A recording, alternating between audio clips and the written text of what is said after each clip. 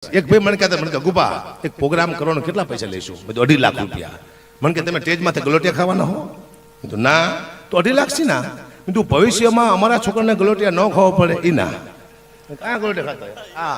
આ પૈસા લઈશું અમે, ગાવાના નહીં મરવાના પૈસા લઈશું મારા બાપા. એટલે બધાને કહું છું કલાકારને બોલાવજો ને 5 પછી વધુ આપજો બિચારાને. આતા ન કહેતો બીજા ડાયરામાં કહું છું કે કરુણે છે મુજી કે દાતો વધુ માગે.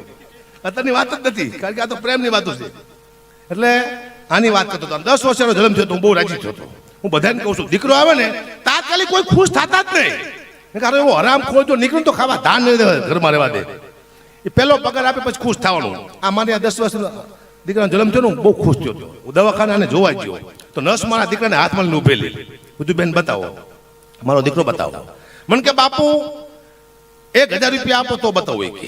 મેં કીધું બેન એક કામ કર, તું મને 500 રૂપિયા આપ, દીકરો તું રાખી. એ કે મારે શું કરવું? લાય મારો છોકરો. મને કે બાપુ હું ખુશી ના માગું છું. હું તારો બાપ કોકને ઉછીના લઈને આવ્યો છું. દઈ દીધો. પછી આની કુંભ રાશિ આવી. ગ અને સ માથે નામ પાડો ને આવ્યું. મેં તો ગ માથે ગબરસી પાડું.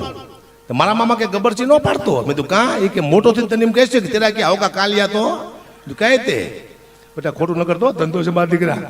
આ ભૂખ લાગે એટલે કેવું ભાઈ પાછો મનમાં લેતો નહીં. બાપની બીક ન લાગતી, બાપ તો મળી ગયા આપણે. આ જીવતા મારા દીકરા આપણા બાપ થી જવું છે આપણે. ધંધો છે બેટા એટલે આવું બધું કરવું પડે.